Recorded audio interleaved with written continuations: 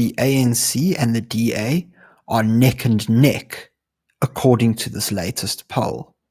But is it correct in the wider context of things? Let's delve into it.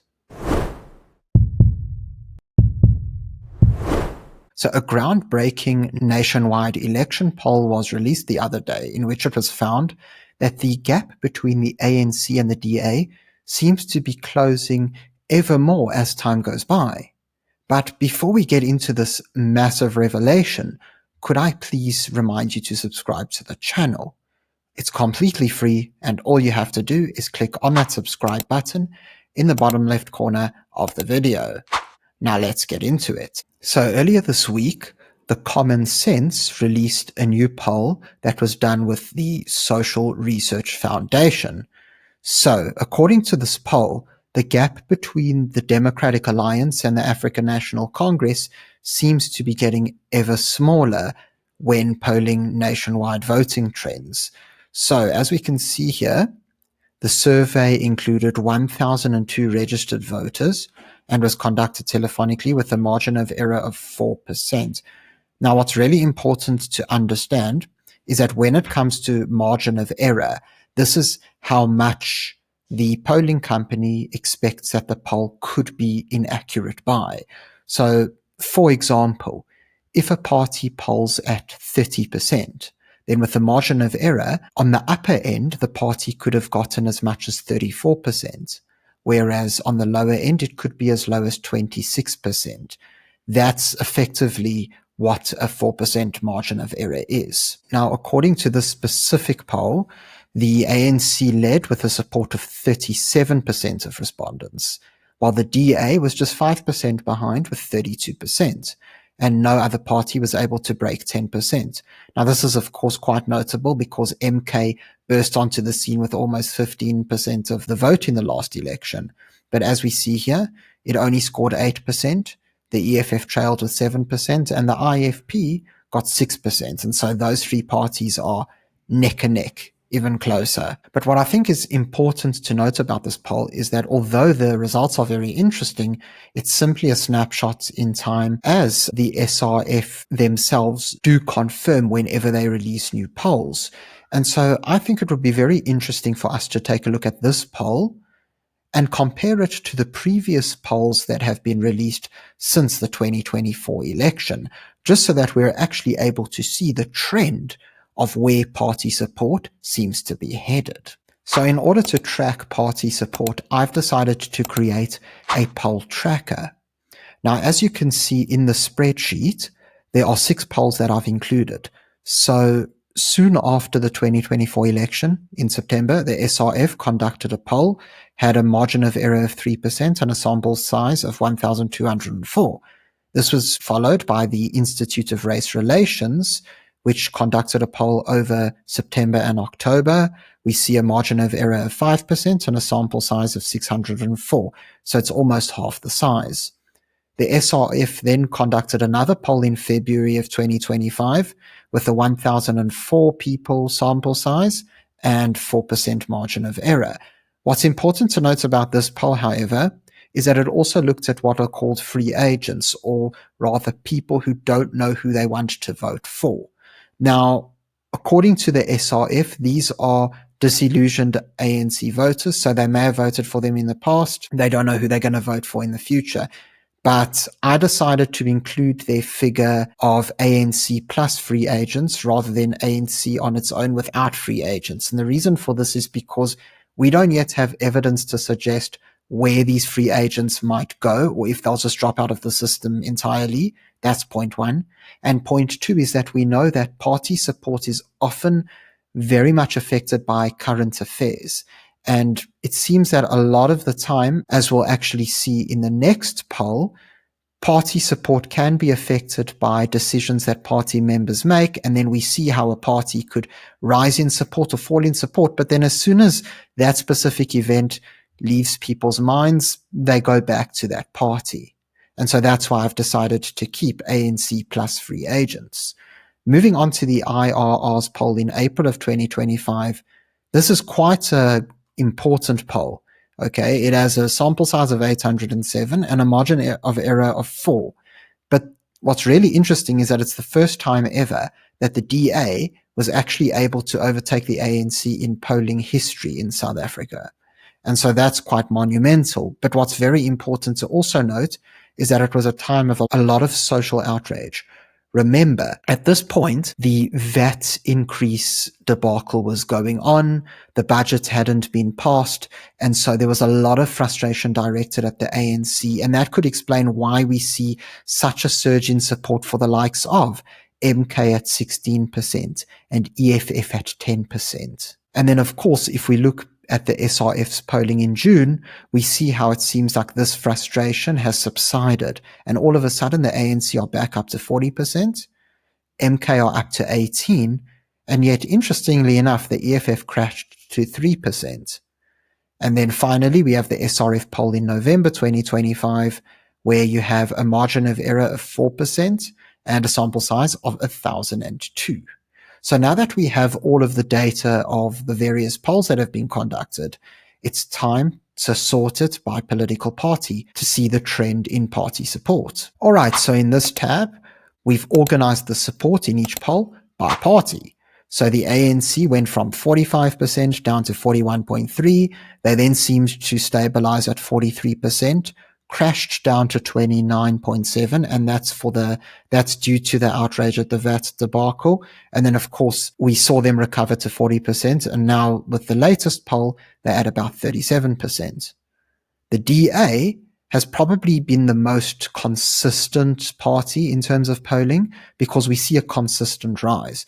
So they went from 24% in the September poll to 22.3%, so a minor drop, although still above their 2024 election result. They then went up to 25% in February. We saw that surge to 30%, 30.3% in April, but again, that was due to the VAT frustration because the DA was one of the leading parties who were opposing the VAT hike. So that got them a lot of positive publicity. We then see a little bit of that enthusiasm wear off in June with 26%, and now they've risen to 32%, their highest ever performance. MK has fluctuated quite a lot. So initially they seemed very stable. In the first three polls in September and October and February, they always got 12%.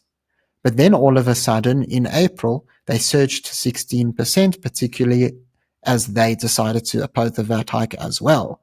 They then seemed to gain support in June up to 18% before crashing to just 8% in November. So what happened? Well, we've seen a lot of infighting in the MK party lately and a lot of factionalism. We saw the departure of the likes of Floyd Shivambu. We've seen how Duruzile Zuma, the daughter of Jacob Zuma, is a polarizing figure who seems to get into a lot of internal scuffles within the organization. And of course, there are the likes of the Africa Maibuye movement and even the South African Communist Party who've decided to run in elections as well. And this could also be attracting certain voters who would otherwise vote for the EFF or the MK. So this could be a reason. We've also seen how in by-elections, the MK party seemed to be doing quite badly recently. Moving on to the EFF, this is another party that's fluctuated quite a lot. In September 2024, they had 12% support, so they were up from their election result. They then fell all the way down to 7% in October, fell again to 6% in February. They went up to 10% in April, but again, they were one of the parties that opposed the VAT hike. So they were really riding the wave there. But then as soon as this enthusiasm wore off, they crashed all the way down to 3% in June. They've now been polled at 7%. But again, if we take a look at these results, except for September and April, they've done significantly worse than what they did in the 2024 election. So it does suggest a persistent decline. Finally, we have the IFP. They got 5% in the September poll, so they're up from the election result. In October, they rose a little higher to 6% before crashing down in February to 3%. Now, what is important is that at this moment in time, the MK party was pretty solid. And funnily enough, the DA has been making inroads in KZN as well. So either of these two parties could have affected the IFP's vote. we also need to be aware of the fact that ANC support has risen in February as well. So that's something to take into account. In April, their support fell even lower to 2%. And what's important to note is that they supported the VAT hike of the ANC. So that's why they received some very bad publicity. Since then, however, they seem to have regained the trust of their voters. We see in June that they returned to 5%, which is where they were at in September.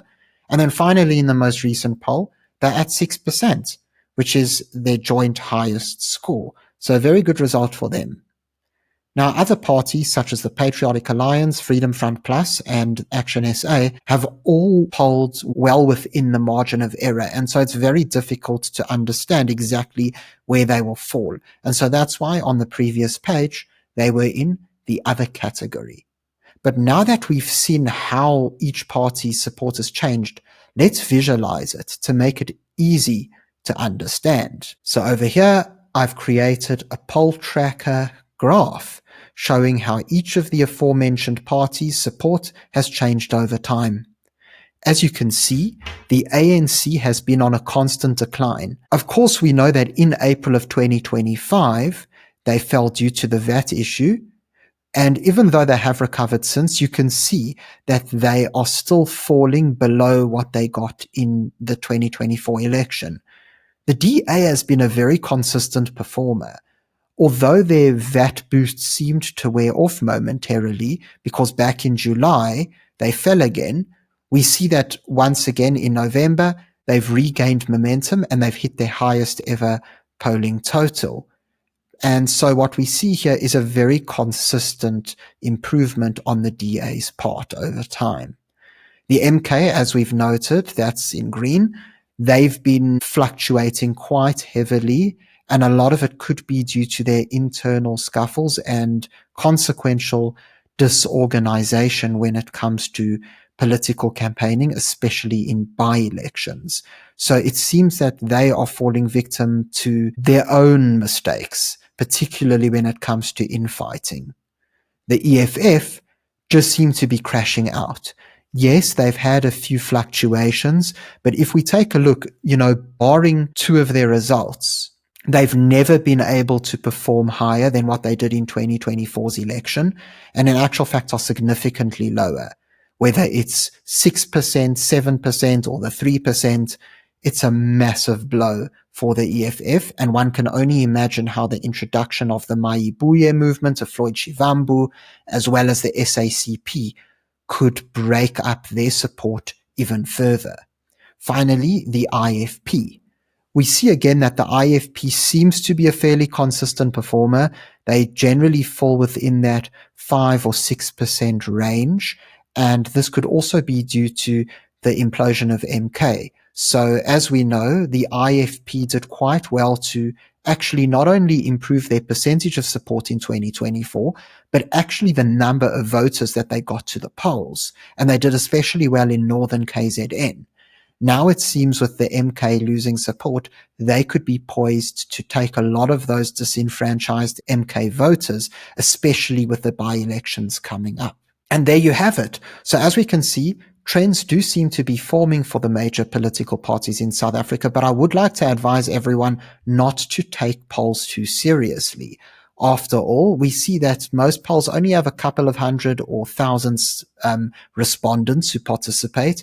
And as the pollsters themselves, such as the SRF, actually warn the public, a poll is not a prediction of the outcome of an election, but rather a snapshot in time, where you take a look to see how are people feeling about the political parties that they could vote for. It's as simple as that. Either way, these polls make for very interesting reading, and it will certainly be fascinating to see how these parties fare going forward, especially in the run-up to next year's municipal election.